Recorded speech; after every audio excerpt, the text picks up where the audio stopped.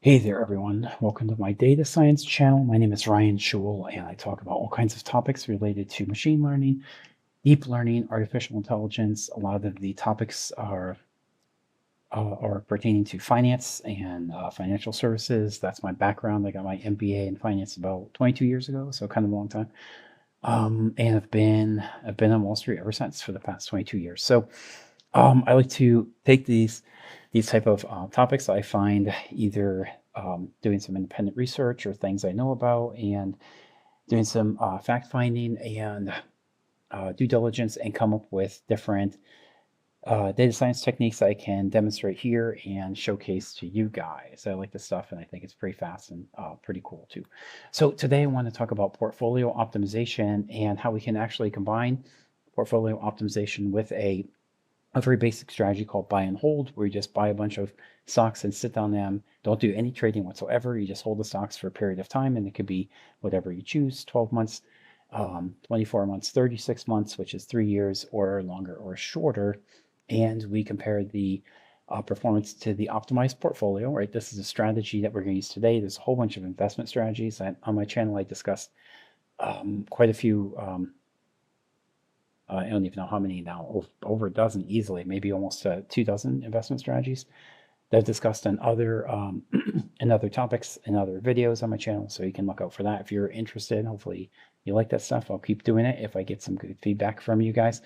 But today, yeah, we're looking at portfolio optimization. And portfolio optimization, according to Wikipedia, I just looked this up, is the process of selecting an optimal portfolio. This is asset allocation, where you're investing in a bunch of different assets, right, to create a diversified portfolio. And we're trying to pick the best assets for the portfolio. So we don't just randomly say, okay, we're going to pick Apple and Walmart and Costco.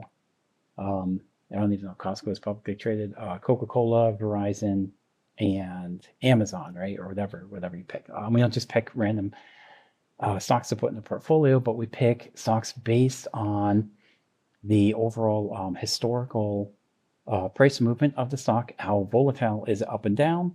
And then is it mostly up or is it mostly down, right? So we want to pick stocks that are relatively increasing over time, that have low volatility, but not a lot of choppiness, not a lot of up and down. It's relatively just stable, persistent and consistent increases. And we want stocks with not too much volatility, right? So not a lot of choppiness, kind of small movements over time, right? If we can decrease the volatility and increase the profit or increase the return, that's really the optimal combination of assets to include in our portfolio. Okay, so we basically have two objectives here. We try to maximize the returns or minimize the risk. You can't really do both at the same time. You can do either one or the other, or you can kind of take a combination of both. But if you maximize returns, you're going to take on more risk. And if you minimize the risk, you will give up some returns, right? So you can pick in between, but you're always going to make a compromise, right? So it's either maximize returns or minimize risk, or maybe you can take a combination of those two. So that's what I want to look at today. So I have these stocks. This is basically the Dow 30. I'm going to put all these stocks into a list of tickers. I'm going to go back in time 120 months. Now you can pick whatever you want. You can go back 3 months. You can go back 6. You can go back 12. That's 1 year. All right, I'm going to do 120. That's 10 years. 12 times 10 is 120, obviously, right? Basic math. And the point is, you can choose this to be whatever you want. This is dynamic input. This is not another dynamic input. And based on those two things, it's really the only thing you're going to have to change here. You can pick whatever tickers you want, pick whatever time frame you want, and do your own analysis. So this is a very dynamic kind of example here of how this works. So I'm pulling in the data from Yahoo Finance. Everything comes from right here. Yahoo Finance is the endpoint, and Yahoo covers about, I think, 50,000 different stocks. It might actually be, might be more. Let me look this up. I'm curious. Whenever I start talking about these things, I have to look it up. How many at Yahoo Finance? And it might not even say. Oh, wait. Does it say? Okay. So they have the S&P 500, Russell 2000, Wilshire 5000. I'm sure they have that. Oh, I'm not even seeing it here, but they have ETFs. They have some stock screeners and so on and so forth. I'm not seeing it. I'm going to go out on a limb here and say 5,000. I don't know for sure. This is not going to tell me. What, has plenty of stocks. So probably whatever you're looking for, you can find it here in terms of ETFs or stocks. Very good coverage. I think there's about 3,500 ETFs or 3,300. And as far as I know, Yahoo Finance covers all those. And I'm just going to um, say here, maybe 50,000 stocks, maybe a little bit more, maybe a little bit less, but it's pretty sufficient coverage. So whatever you're looking for, you should be able to find it. Okay. So you go ahead and fetch those stocks for whatever time period you pick. Again, in this example, I'm looking at 120. Okay. And I have some analytics over here. It is a little bit scary, but don't get too intimidated. I create some functions to maximize the Sharpe ratio and minimize the variance of the portfolio. Remember what I said initially, either you can achieve a maximum return potentially. There's no guarantee when you work with things in the investment world, right? There's always surprises and gotchas and little pitfalls and things like that. But we can try to maximize the returns or to minimize the risk, or a combination of those two. But you can't have the maximum returns and the minimum risk, right? You always give up some risk when you achieve higher returns, or you take on higher risk. I mean, or you can minimize the risk exposure, but your returns are going to be chopped a little bit too, right? It's going to be cut. So the main thing to know here is the maximum Sharpe ratio, right? So that comes from the user-defined function above. You don't have to get into all the mathematics and all the theory behind this. This was created by, I forgot who. Sharpe ratio came out in the mid 50s. Who invented it? Now I have to Google this. Who came up? Who came up? Oh, Harry Markowitz. I think it was Harry Markowitz. Portfolio, non-portfolio. I think it was Harry Markowitz. I think that was the guy's name. Yeah, that was it. Harry Markowitz, 1952. Okay, so early 1950s, he came up with this concept where we can maximize the Sharpe ratio or minimize the volatility of the portfolio, thereby minimizing risk. And you can do one or the other. You can't do both, right? Or you can take a combination of these two. So most of the math is a little bit convoluted. Don't worry about that. The only thing you really have to change here is the inputs of tickers, right? And the date that you choose. And this is kind of the brains of everything right here, right? Just to point that out. I'm not going to get into all the math, but it totally works. Okay, you can dissect this thing yourself and you can see how it works. It'll take a little research if you're not familiar with this topic, but that's fine. You're going to learn a lot in the process. Okay, so when you run that, you'll get this result down here. We're pulling in the historical daily returns from Yahoo Finance for all these stocks, right? Then you'll get the allocation right here. So annualized return of the portfolio, 21.9%. Annualized volatility, 17.8%. And Sharpe ratio, this is the risk-adjusted return. So you have the return minus the risk-free rate divided by the standard deviation. This is 1.07 Sharpe ratio. So the higher the Sharpe, the better, right? You have more return for lower risk. The number is going to be higher if the numerator is higher and the denominator is lower. That's what that means. And then you can see the allocation of each stock. So this is important because this is how much of the money you allocate to each investment, right? So let's say we start with 100,000. We're going to start with a hypothetical 100K and allocate 6.9% to Apple, 18.35% to Microsoft, 15.57% to Amazon. JP Morgan gets that. Walmart gets 20.99, basically 21%. United Health gets that. This is Visa, nothing. Johnson Johnson, nothing. Caterpillar gets 10%. Okay, so on and so forth. This total will add up to 100%, and you'll put this percent of the total investment into each of these stocks, right, to optimize the portfolio. Now, the other end of the coin here, of this, the coin is to minimize volatility. The annualized return will be a little bit less. See, the return here is 11.8%, and here it's 21.9. So here you have a higher return, higher volatility, 17.8, and here the volatility is less, 13.6, and the Sharpe ratio is going to be less, right? Because you have lower return, although you have lower volatility, so the denominator is lower, right? Numerator divided by denominator, you get a lower Sharpe ratio, but again, less risky portfolio. And now you can see the allocation is different. So 0% for Apple. Over here, we had 6.9. Microsoft, we have 18.3, and now we have 0, right? Amazon, 4.7% of the portfolio. There it was 15%. So these stocks basically are lower risk and lower volatility. You can see Johnson Johnson, 16%. McDonald's 11%. Where does most of it go? Most of it goes to Coca-Cola, and Walmart gets 14%. Coke gets 11.9% for the minimized volatility. Here, for the maximized return, you put 0 into Coke. So you can see how this works, right? If you want a higher potential return, and there's no guarantees, again, in the stock market, if you want a higher potential return, you would put your money into these stocks. If you want a lower volatile portfolio, right? Minimize the volatility of the portfolio, you would allocate your money into these stocks. So this is just one slice of time, right? Just 1 month, how you should do the allocation. What I did was take this portfolio optimization and add it into a tool that is going to do month-end rebalancing. So every month end, we go ahead and flip out the underperforming stocks and buy the stocks that are recommended according to modern portfolio theory, right? Or in portfolio optimization, which is the same thing basically. And we're going to do a monthly rebalance for the portfolio. So every month we go out, look what's happened in the prior month, and look at the stocks that the portfolio optimization logic here picked for us, and we'll buy those stocks and rebalance the portfolio, right? For 120 months, we're going to do this exercise, rebalance the portfolio every month. And we're going to have the optimized portfolio allocation, right? Now, the only problem with this is it's backward looking because you can't see what's going to happen into the market tomorrow and the next day and the next day after that. Nobody has a crystal ball, right? So it has to be backwards looking. So therein lies the risk, because although this was a recommendation for the past month, right?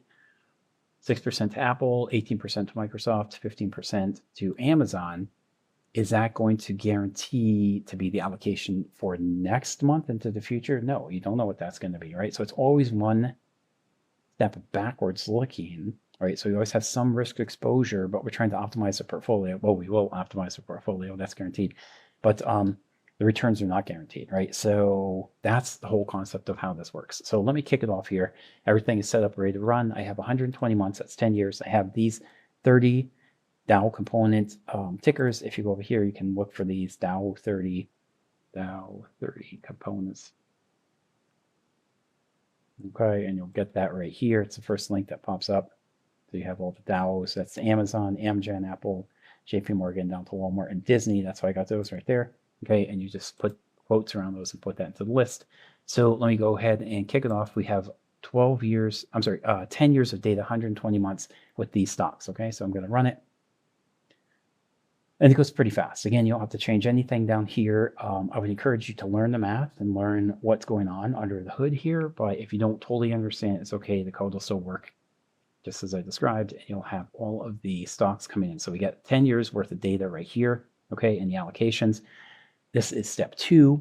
I'm going to use, again, $100,000 in this example and take this 100K and allocate it to those 30 stocks depending on what the portfolio optimization methodology is going to recommend. So we're processing the first month, going back 10 years, right back to 2015. It is March 2025, March 8th, 2025. So we're going back in time, 10 years, and processing this step by step. It runs pretty quick. It'll take a minute or so to finish off here.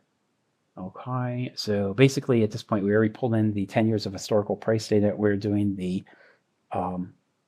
portfolio optimization 120 times here. In each month, we're taking the best stocks, applying that to the portfolio, trading those stocks. Any stocks that are losing are getting dropped off the portfolio, right? And we take the proceeds from the stocks that we sold to buy the new stocks that are recommended for the current holding period. But again, it's still 1 month back. We're looking back 1 month because we can't look forward. It's impossible. So I think we're about halfway done. We have to get to 2025. March probably ends in February, right? Because this is the beginning of March 2025 now. Okay, we're about halfway done. And then when we get that, we can compare this optimized portfolio month by month by month. We're doing monthly rebalancing. That's what we're doing right now with the buy and hold portfolio, where we bought equal number of shares, or we took the 100,000 divided by all of those stocks in the portfolio, those 30 stocks that we recommended, and bought probably maybe like 12,000 invested into each stock. If the stock price was a little bit lower, for some stocks they're going to be higher, the price is going to be lower for others. You buy more share of the cheaper stock and fewer shares of the more expensive stock, right?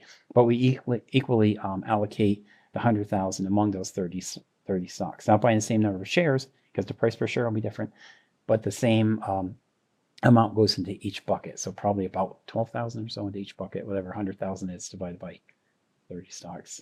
What is that calculator? Count, because so say I'll see. Let's see, 100,000.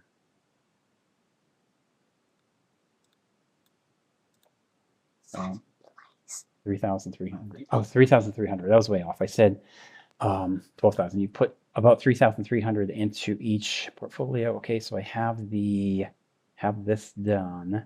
That's step 2 of 4. And these are all the buy sold transactions over time too, right? So you see February 2025. It's actually getting, we're in March 2025 right now, right? So it's getting these. This would be the last one, and this is the cutoff here. You can see the total portfolio value is 281,000. We started with 100,000, so we made 181,000 over 10 years. This is step 3 of 4. So this is the benchmark. This is the this is the S&P 500, right? So we're just buying the S&P 500. This is 500 stocks, and we buy that benchmark and hold it, and then compare that to what we would have gotten from the portfolio optimization, right? And S&P returns is that portfolio. S&P return is 286,000. Portfolio return is 282,000. I'm going to plot the results, and we get this line right here, which is pretty close. So the portfolio optimization actually came in just about the same, just a fraction under the S&P 500 buy and hold. But remember, we did that for 10 years, right? Now, if we go back and do that for less, let's do it for 5 years. We'll do 60 months here, okay, and rerun the whole process. So this is step 1 of 4, pulling in historical prices for 5 years now. Okay, this goes pretty fast. And the next part will go faster because it's half the time. It's only 5 years, it's not 10. So that's step 1. This is step 2. Okay, step 2 of 4. So this is the portfolio optimization. Again, doing month-end rebalancing. Anything that's a winner or performing,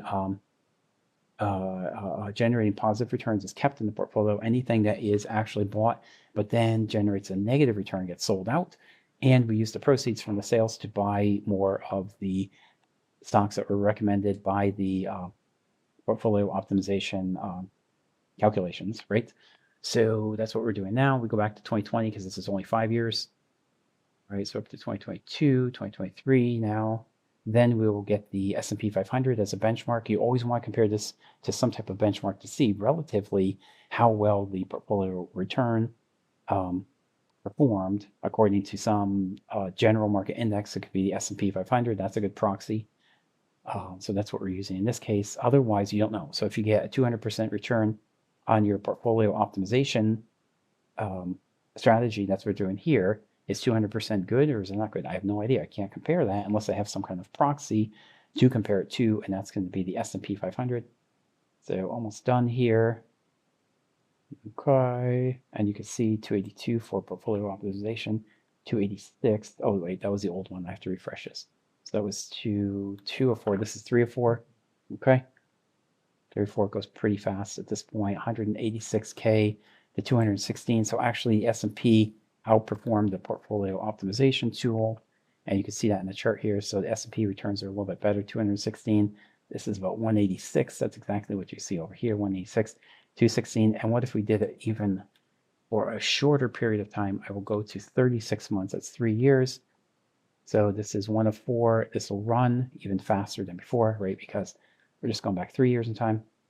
Okay, getting our historical prices. That is done. Let's do step 2 of 4. This is the portfolio optimization, right? And the auto month-end rebalancing process. Okay. So we can see the months ticking off there, chugging along. It goes pretty quick at this point because we're only going back 3 years, right? Then we'll move on to step 3 of 4. Again, that gets the proxy. So this is the S&P 500 compared to the portfolio optimization technique. We need some kind of basis or baseline for comparison. The proxy will be the S&P 500. and we get that, and we're done, right? Okay, 2024, closing that up, and 2025. Okay, 3 months into it, and that is done. Then we have 3 or 4. So here's the S&P 500 proxy. Okay, and here's how they compare. So there's the portfolio optimization. This is the S&P buy and hold, and you can see again the S&P 500 buy and hold strategy outperforms the month-end rebalancing and automatic trading and automatic rebalancing that the portfolio optimization tool did for us. So why is this? That's my question. When I ran this, I was kind of surprised because I thought the portfolio optimization tool would outperform the buy and hold strategy. But I ran this a bunch of different times, doing exactly what I just showed to you guys, using different time durations, and almost without exception, I didn't even see one time where the S&P 500 underperformed the investment strategy, which is pretty sophisticated, right? Because we're optimizing the portfolio with the best stocks that we can get, but the buy and hold outperform the sophisticated investment strategy every single time. And there's a handful of reasons. The underperformance of the optimized portfolio compared to a buy and hold is attributed to about 3 or 4 different factors. First, portfolio optimization, such as maximizing sharp return or minimizing volatility, aims to balance the risk and return rather than just maximizing returns, right? So like I said before, you can get one or the other, but you don't really maximize the return. It's very rare. And you don't really minimize the risk. It's usually kind of a combination of those two, right? So the buy and hold is going to have 500 different stocks, and over time, it tends to just outperform the optimization strategy time and time again, right? Also, frequent rebalancing in the optimization strategy can incur transactions costs, right, and tax consequences too. Every time you have a gain and sell it, you have to pay taxes on that. If you have a tax loss, you can use that to offset the gain, so it kind of helps you a little bit, but not significantly, right? And the S&P 500 over time basically outperforms this sophisticated investment strategy with no unnecessary turnover whatsoever, right? You buy the proxy, buy the S&P 500, and sit and hold on it, and that's it. You don't have to do anything. Very simple, very straightforward. If number 3, if the backtesting period is coinciding with a strong bull market, a diversified portfolio with a focus on risk-adjusted returns would naturally underperform an index that includes many of the market's biggest winners, right? Because in this strategy with the blue line, we're only picking 30 with the 30 stocks. With the S&P 500, you have 500 stocks, right? And there's going to be some big time winners in that 500. Here, you're picking the best 30, but you're missing 470 stocks. And of those 470, some are going to be big time winners. All you need is a couple of big winners in your portfolio to really make a big difference, right? And fourth and last, factor exposure plays a role. Optimized portfolios may have higher allocation and lower volatility or defensive stocks, which can lag in high growth environments, right? So if we're looking at these top 30 stocks, maybe you don't have the top performers, and overall the portfolio is going to be optimized compared to the S&P, which is not optimized, but you're going to have so many more stocks that typically outperform these 30 that we're picking right here. You just can't compete. You just can't compete with the index, right? So ultimately, the takeaway here is S&P almost without exception is going to outperform even a sophisticated investment strategy like portfolio optimization. So there you go, guys.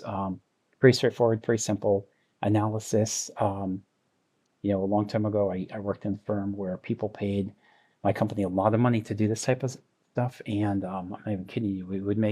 We charge customers like $500,000 to $1 million per year for tools just like this and a couple other things too. We did back testing, strategy simulation, of course, portfolio optimization, and a few other things. But in this case, really, you can do all this stuff all by yourself for free. You don't have to pay $500,000 or, God forbid, $1 million for a professional money manager to do this for you. You could basically just do it yourself. I'm kind of a DIY kind of guy, and I like DIY, do-it-yourself kind of stuff. So that's why I did this one. So there you go. Hopefully that was some useful knowledge I dropped today. Hopefully that was enlightening and educational and inspirational too. I am going to wrap up the video now, and I will see you guys in the next one. Bye.